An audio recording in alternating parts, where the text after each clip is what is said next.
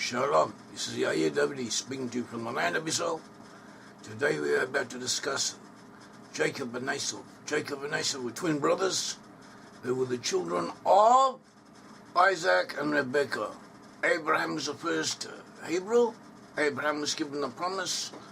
He was chosen by God to become the first Hebrew, to get out of his land and come to the land of Israel. He was promised that the land would be given to his and his descendants for an everlasting possession, and that through him all the nations of the earth would be blessed, and that he would become a great and mighty nation, that he would do justice and judgment, and that he would be exceedingly numerous, a multitudinous people, and these blessings were fulfilled through his descendants. Abraham was blessed because he had known God and because God trusted in him. The sons of Abraham were Isaac and Ishmael. Isaac received the blessings of Abraham. It says, in Isaac will your seed be called. Isaac married Rebekah. Rebekah and Isaac gave birth to the twin sons Esau and Jacob. Jacob was later renamed Israel. The name of Jacob was changed to Israel. His brother was Esau. Esau was the firstborn son out of the two twins, out of the two of them. Esau is also known as Edom. See Genesis 25:30, 36:8.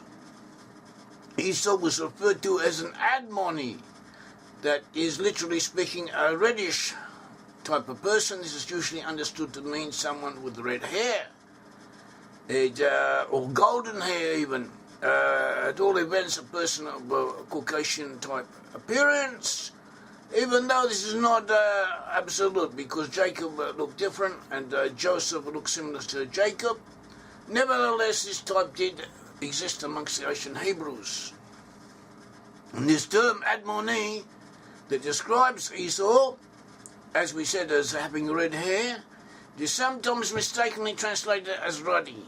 Nevertheless, the best interpretation, the best and the traditional understanding is that he had red hair.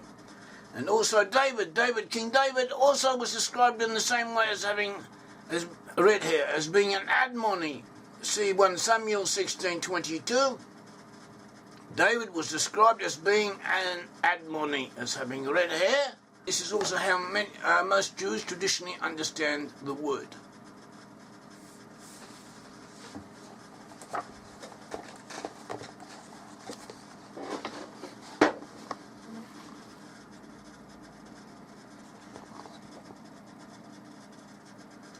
This is a Jewish book, a children's book about King David. The picture shows David being anointed by Samuel the prophet. We can see that David is depicted as having a red hair. In there it's quite clear. David is depicted as having a red hair, because David, like Esau, was an Admoni, someone with a reddish hair. Esau is also known as Edom, as we said, and also sometimes in the Bible as Yair, S-E-I-R in English, Yair. See Deuteronomy 2:4-5, Ezekiel 25:8, 35:3, 15, Joshua 24:4, and other sources. The children of Yair. Yair was actually a Horite, Canaanite type people with whom the Edomites intermixed. And so the two terms became synonymous, and they are so treated as being almost the same, or having the same connotation in the Bible. And the descendants of Esau and Yair were quite numerous. Now, Esau gave birth to the Edomite people who lived to the southeast of Judah, or actually to the southeast of the Dead Sea, and he sometimes moved westward. And this was a country known as Idumea in classical writings, in classical terms. Idumea was a quite important country. It was well known. Herod the Great came from Idumea. He was from an Idumean family. Idumea is another way of saying Edom. But in addition to this country of Edom, there were also Edomites throughout the Middle East. Descendants of Edom became a warrior nation, as it was prophesied that they would do. They became a warrior nation, and they were a ruling elite class in many places. Many peoples had Edomite contingents amongst them. And we also find Edomites not only in the Middle East, we later find them in Europe. We find evidence that they helped, that they were also in the East, and they helped establish the early civilizations of Japan and China and other places. They have been important in their own right. We are now going through some of the known or probable descendants of Edom, of Esau. One of them was Anna. From Anna came the Venetians who built the city of Venice and were also important in southeast Europe. We also have Zepho. Zepho gave rise to Sparta in ancient Greece, and from the people of Sparta came the Sabines, who helped found the city of Rome and the Roman Empire, the Sabines. And there were other lineages from Edom who also gave their contribution to the Roman Empire, to the people who became known as the Romans. We also have the Teman. Teman was a descendant of Esau. Teman was noted for his wisdom, see Jeremiah 49:7. Also Job 2:11, the friend of Job was from Teman. The term Teman is sometimes used as a generic term for Edom in general. See Amos 1:12, Abijah 1:9. The Temanites were famous for their wisdom, for their intellectual abilities. See Jeremiah 49:7.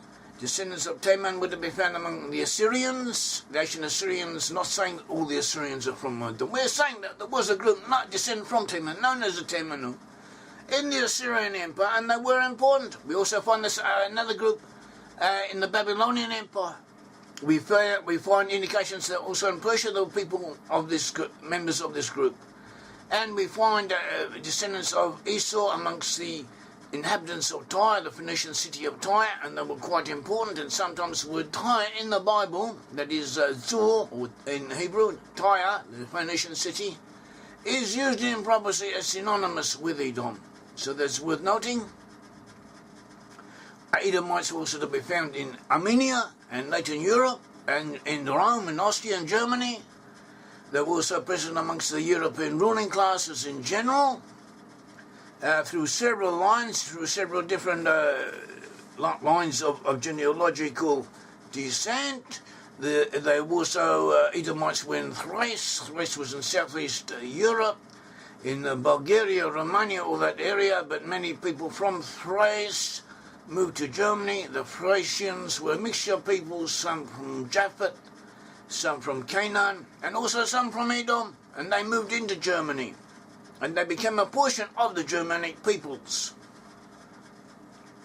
The Germans the Germans worshipped Odin, or Woden was one of their early gods. He's an important god amongst the Germanic people. The name Odin is similar to Edom. We believe that Odin is a representation of Edom, of Esau. His worship is also similar to the worship of Esus in Gaul, in what is now France and Western Germany. Esus, the name Esus comes from Esau. Scholars have found a connection between the worship of Esus in Gaul and the cult of Edom in Germany, in early Germany. For instance, the Rosmerta was the woman, the counterpart of Esus. Rosmerta is a name, part of whose meaning is Edom, is red, and her worship was found in Western Germany as well as in France, and from this region the worship of Edom grew up. Odin grew up. Odin was also known to the ancient Germans as Koz. That was another name for Edom. And Koz is another way in the Middle East of pronouncing the name Esau. It's a guttural sound. Phonological principles explain how the name Esau, which is a guttural Esau, as we also found in Arabic, could sometimes be pronounced as Gesor or Gesor. This becomes similar to Kos, and this Kos is how the name of the god that was worshipped in Idumea was known as, and this is the same name that was used as a synonym in Germany for Odin. The Edomites were also, as we said, found in China and in Japan. They helped create the early civilization of Japan. they were an important or contributory factor to Japanese civilization, even though only a minority of the Japanese people descend from them.